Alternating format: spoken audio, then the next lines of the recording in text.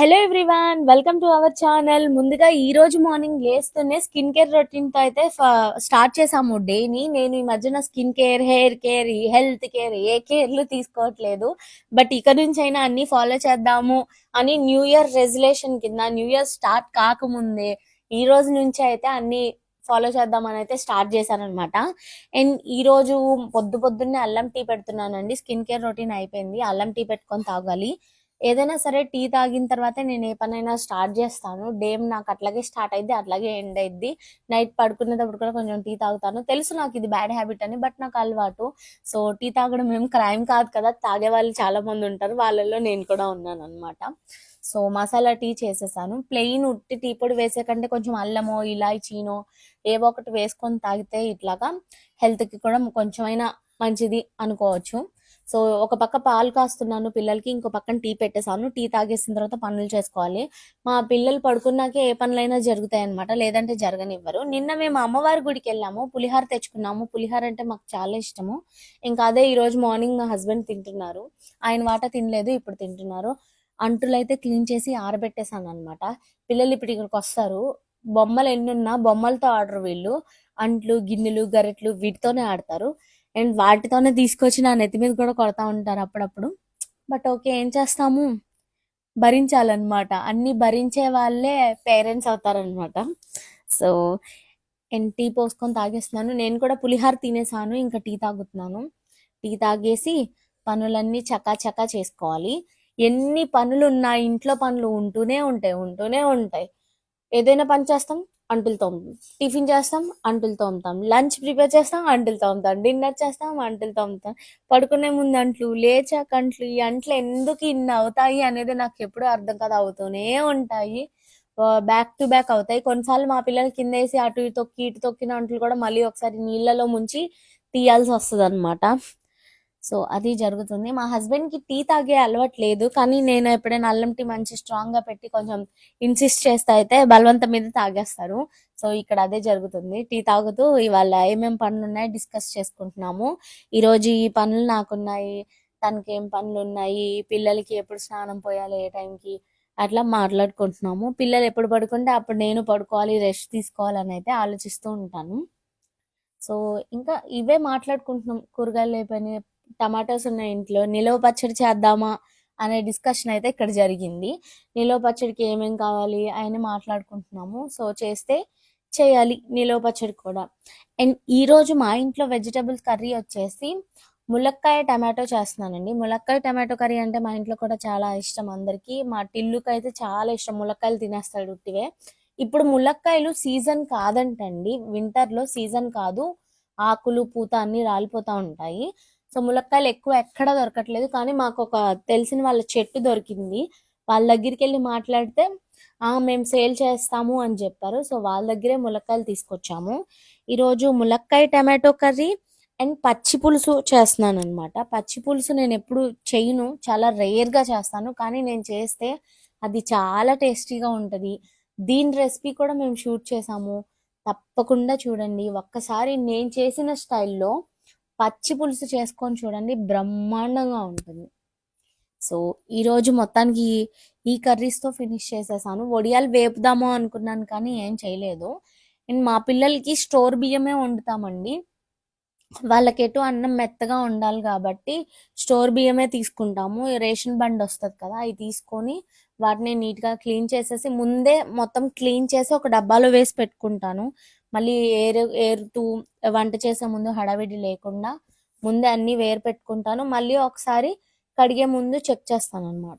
Check చేసేసి కడుగుతా. అన్నం మెత్తగా వండితే ఒక్కోసారి ఏమో వాళ్ళు అన్నం మెత్తగా వండితే మేము ఏ కర్రీతో తింటే ఆ కర్రీతోనే తింటారు. ఒక్కోసారి ఏం చేస్తానంటే కొంచెం పెసరపప్పు, కొంచెం కందిపప్పు రెండు వేసి అన్నం మెత్తగా వండేసి ఏ కర్రీ చేసుకుంటే ఆ కర్రీ కూడా దాంట్లో కొద్దిగా వేస్తా ఉంటాను అనమాట. అన్నీ తింటారు మంచిగా, ఈ కర్రీ తిన్ను ఆ కర్రీ తినను అన్నారు. అన్ని కర్రీస్ పిల్లలు మంచిగానే తింటారు, పైగా కారం కూడా ఎక్కువ తింటారు. టిల్లు అయితే పచ్చిమిరపకాయలు తినేస్తాడు, ఎండుమిరపకాయలు తింటాడు.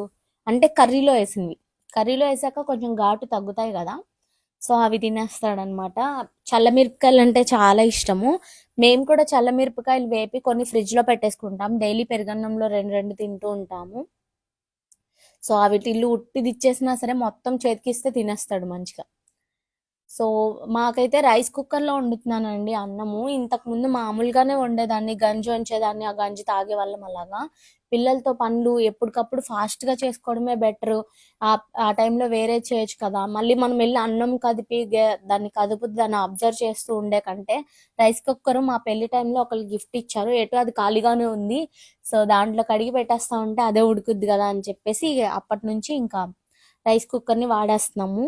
రైస్ కుక్కర్లో అన్నం పెట్టేస్తాను, పిల్లలకేమో పెద్ద కుక్కర్లో పెట్టేస్తున్నాను. అన్నం మెదపడానికి కూడా వీలుగా దాంట్లోనే ఉండిద్ది అని చెప్పి ఇక్కడ వెజిటబుల్స్ అన్ని కట్ చేసి పెట్టేసుకున్నాను రెడీగా. ఎప్పుడు ఏ పని అప్పుడే చేసేస్తున్నానండి. ఇంతకు ముందైనా కాస్త గ్యాప్ ఇచ్చేదాన్ని. కొన్ని కొన్ని పనులు అయితే వెంటనే ఎప్పుడుదప్పుడే చేసి పెట్టుకోవాలి, లేదంటే ఆ తర్వాత దానికి టైం అనేది దొరకదు. నెక్స్ట్ డే ఆ నెక్స్ట్ డే అట్లా రోజులు గడిచిపోతాయి కానీ పనులు అయితే అవ్వవు. అండ్ పచ్చి పులుసు ఎంత బాగుందో అండి, చాలా బాగుంది.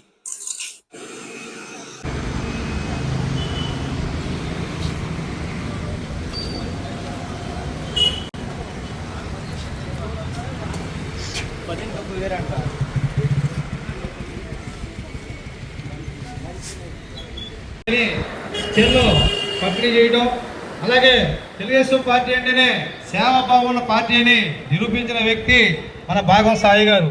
పుట్టినరోజు తరపున ఇలాంటి సేవా కార్యక్రమం చేస్తే రాష్ట్రంలో ఉన్న నాయకులు నారా చంద్రబాబు నాయుడు గారు, అలాగే లోకేష్ గారు, ఇప్పుడు మన ప్రీతమ శాసనసభ్యులు గద్దె రామ్మోహన్ ఆదర్శంగా తీసుకొని ఇలాంటి కార్యక్రమాలు చేయడం, పుట్టినరోజు జరుపు చేయడం చాలా ఆనందంగా ఉంది.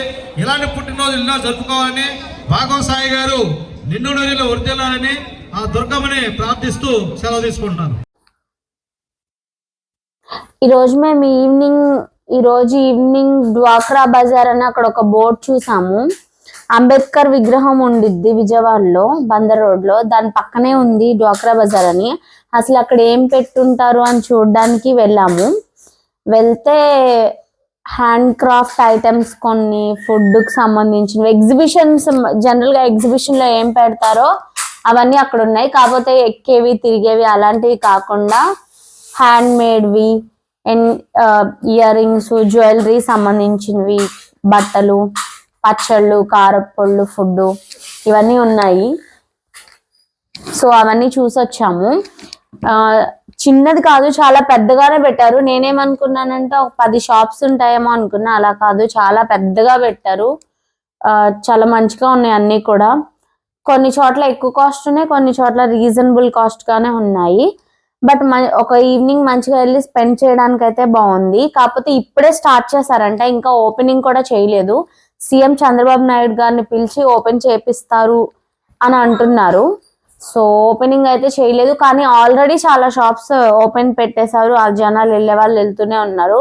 ఇంకా ఓపెన్ చేసాక ఒకసారి మళ్ళీ వెళ్ళి చూడాలి ఏమేమి ఉన్నాయి యాక్చువల్ గా అని చెప్పి. ఎందుకంటే ఇప్పుడు మేము వెళ్ళినప్పుడు కొన్ని షాప్స్ కట్టేసి ఉన్నాయి, కొన్ని ఓపెన్ ఉన్నాయి. ఇంకా వెళ్ళి తిరిగేసి వచ్చాము. అంత ఎక్కువసేపు తిరిగేసి వచ్చేసరికి ఫుల్ టైర్డ్ గా ఉంది. ఇంకా రాగానే ఒక 2 hours పడుకున్నాను. పడుకొని ఇంక ఇప్పుడే టీ తాగుతున్నాను. ఇంకా డిన్నర్ చేసేసి ఇంకా నిద్రపోవడమే వాటికి సమాప్తం అవుతాయి అన్నమాట పనులు అన్ని కూడా. ఇంకా డిన్నర్ లో వేడివేడిగా ఉప్మా చేసుకున్నాము, గోధుమ రవ్వ ఉప్మా. అండ్ ఉల్లిపాయలు కూడా ఏం వేయలేదు, ఉట్టి పచ్చిమిర్చి తాలింపు గింజలు వేసి సింపుల్ గా కానిచ్చేసాం అన్నమాట.